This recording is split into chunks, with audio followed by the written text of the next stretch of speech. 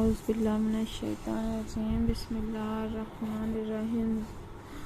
ظلم و جور۔ سن 4 نبوت میں جب پہلی بار اسلامی دعوت منظر عام پر آئی تو مشرکین نے اسے دبانے کے لیے وہ کارروائیاں انجام دیں جن کا ذکر اوپر گزر چکا ہے۔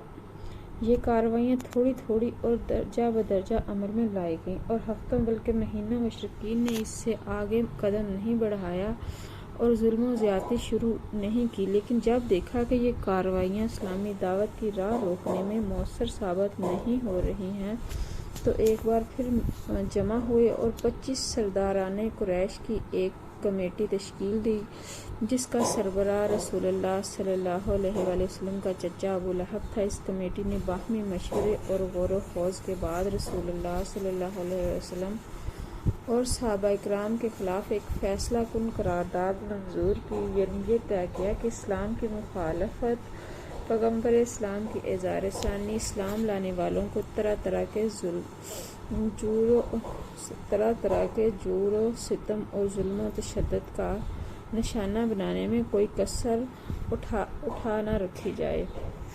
مشرکین نے یہ قرارداد طے کر کے اسے روبہ عمل لانے کا عزم مصمم کر لیا۔ مسلمانوں اور خصوصاً کمزور مسلمانوں کے اعتبار سے تو یہ کام بہت آسان تھا، لیکن رسول اللہ صلی اللہ علیہ وآلہ وسلم کے لحاظ سے بڑی مشکلات تھیں۔ آپ صلی اللہ علیہ وسلم ذاتی طور پر پرشکوہ، باوقار اور منفرد شخصیت کے مالک تھے۔ دوست دشمن سبھی آپ کو تعظیم کی نظر سے دیکھتے تھے۔ آپ جیسی شخصیت کا سامنا اکرام و احترام سے ہی کیا جا سکتا تھا۔ آپ صلی اللہ علیہ وآلہ وسلم کے خلاف کسی نیچ اور ذلیل حرکت کی جرات کوئی رذیل اور احمق ہی کر سکتا تھا۔ اس ذاتی عظمت کے علاوہ آپ صلی اللہ علیہ وسلم کو ابو طالب کی حمایت اور حفاظت بھی حاصل تھی۔ ابو طالب مکے کے ان گنے چنے لوگوں میں سے تھے جو اپنی ذاتی اور اجتماعی دونوں حیثیتوں سے اتنے باعظمت تھے کہ کوئی شخص ان کا عہد توڑنے اور ان کے خانوادے پر ہاتھ ڈالنے کی جسارت نہیں کر سکتا تھا۔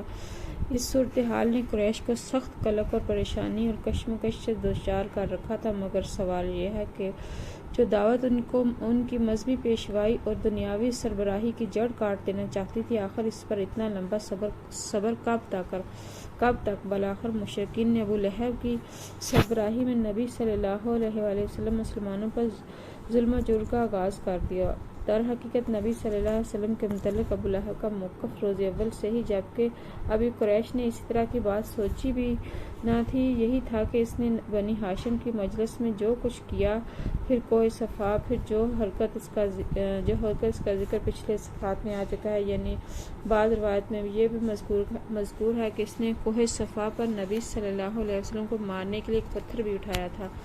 بعثت سے پہلے ابو لہب نے اپنے 2 بیٹوں عتبہ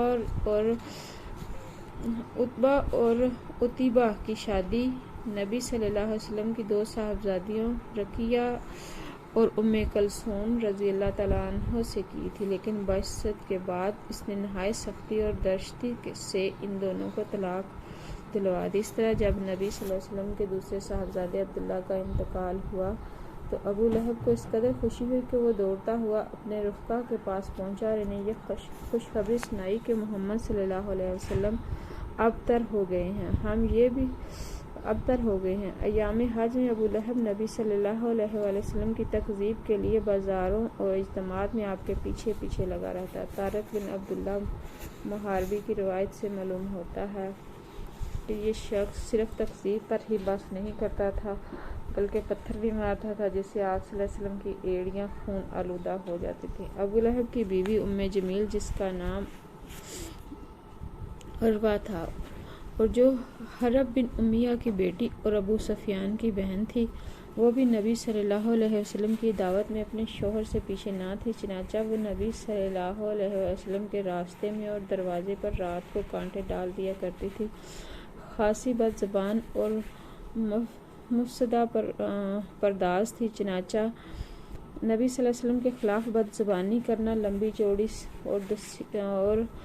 اور دسیسہ کاری اور افتراء پردازی سے کام لینا، فتنے کی اور خوفناک جنگ بپا رکھنا اس کا شیوا تھا۔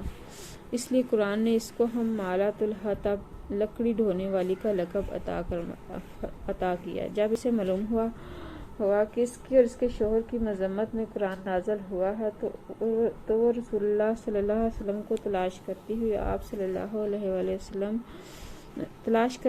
آئی۔ آپ صلی اللہ علیہ وسلم خانہ کعبہ کے پاس مسجد حرام میں تشریف فرما تھے۔ ابو بکر رضی اللہ تعالیٰ عنہ بھی ہمراہ تھے۔ یہ مٹھی بھر پتھر لیے ہوئے تھی، سامنے کھڑی ہوئی تو اللہ نے اس کی نگاہ پکڑ لی اور وہ رسول اللہ صلی اللہ علیہ وسلم کو نہ دیکھ سکی، صرف ابو بکر رضی اللہ تعالیٰ عنہ کو دیکھ رہی تھی۔ اس نے سامنے پہنچتے ہی سوال کیا، ابو بکر تمہارا ساتھی کہاں ہے؟ مجھے معلوم ہوا ہے کہ وہ میری ہجو کرتا ہے، بخدا اگر میں اسے پا گئی تو اس کے منہ پر یہ پتھر دے ماروں گی، دیکھو خدا کی قسم میں شاعرہ ہوں۔ پھر اس نے یہ شعر سنایا، ہم نے